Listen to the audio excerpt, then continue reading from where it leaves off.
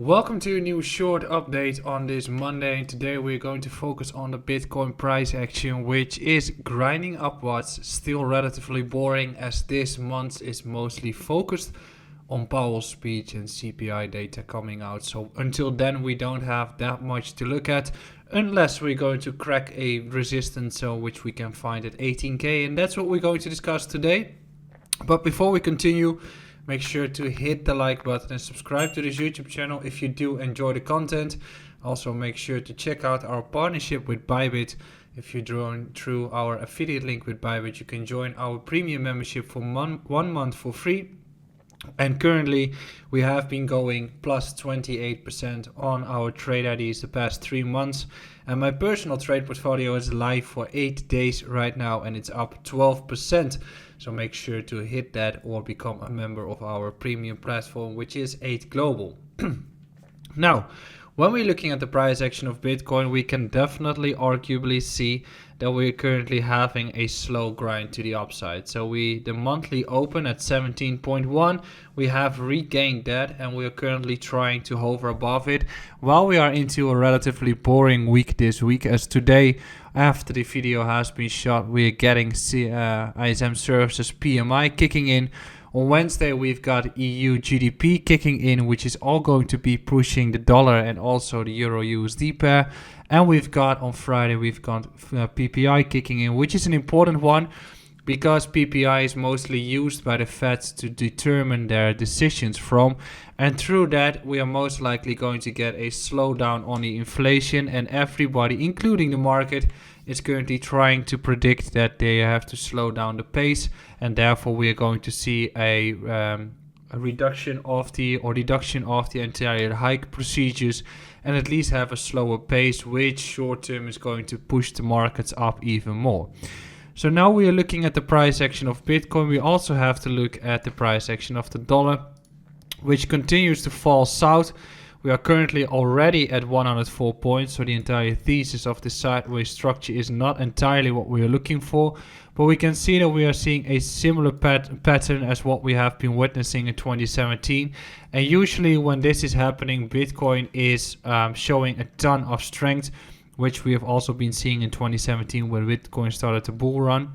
Bitcoin ran from around $1,000 to 20k during 2017, and in 2018 we had a bear market when the dollar started to show strength. And right now we have been falling from 114 to 104, and Bitcoin is technically not doing anything at this all, as we are still facing the downward structure here, and there's still a lot of pace that we have to regain and a lot of strength that we still have to show, because it's lagging behind, and it's lagging behind on the indices, as the Dow Jones is already facing a new high.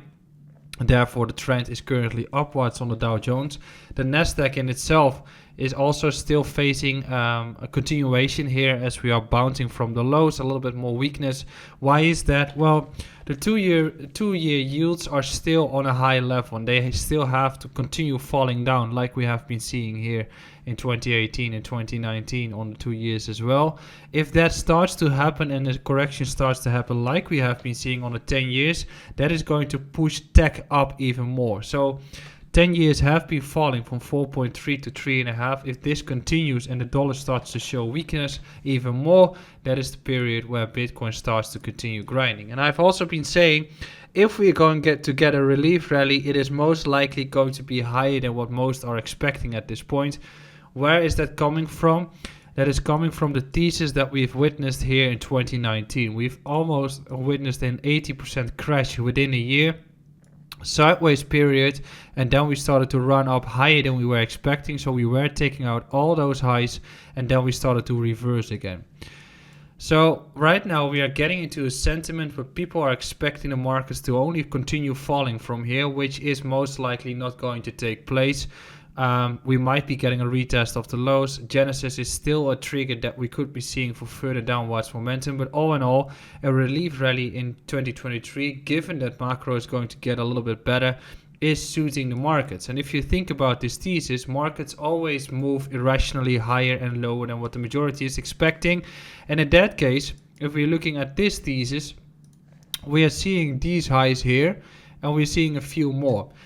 I think that at least these highs are going to be taken out while everyone is looking at 30k as the crucial resistance, which could be a case of 6k again, so that we're grinding back up and then everyone starts to short 30k and we just have another runner to crack that.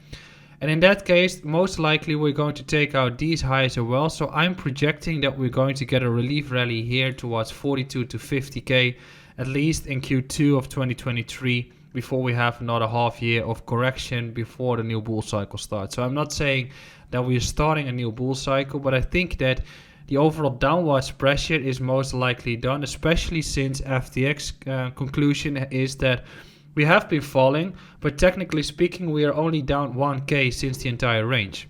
So this is not a bad case, and right now we are just consolidating, and I think that it's still going to take time, but at the moment that we're going to get there and we start reversing, shorts are going to be taken out and the markets are going to have an irrational move to the upside. So I'm still positioning long with myself. I've also been saying that I've been long on the lower time frames. So right now, based on the trading portfolio, and as you know, I've got 3 portfolios, trading, swing trading, and investing portfolio, all going to be integrated even more within the platform, and the trading portfolio is already there. I've been saying that I've been long, and right now we are still following the path. So what I want to see when it comes to Bitcoin is that we technically hold above 17k. So we need to hold this level. If we do sustain above there, oh sorry, I just deleted it. If we do sustain there, we are going to get a test of the crucial resistance zone. And then the question becomes, are we going to see a hard sell-off? Or are we just going to consolidate here? Because then we're making a build up for continuation and we just start to squeeze towards 20.5 at a later point in time. So the build up is getting there, but we need to hold crucial levels, which is the level around 17k. If that is lost, we are falling all the way towards the range low here, and then you're looking at potential sweeps even more. But based on the fact that we do have this bullish divergence, and based on the fact that we are hopefully holding the monthly open at this point, it is eager for continuation to the upside. So I think that the game right now is quite boring, volumes are low, but we are on the edge of having that relief rally, or at least continuation to the upside. And tomorrow I'm going to focus a bit more on what has been happening with PMI and Ethereum and the altcoins. But today this conclusion is that I'm still looking for long triggers, I'm still positioned long, and I'm still expecting continuation to take place. And at some point this time we're probably going to get this gap being filled, and then we're trading again above 20k. That's the update for today. Make sure to hit the like button, subscribe to this YouTube channel, join our group, and I'll see you again soon. Ciao.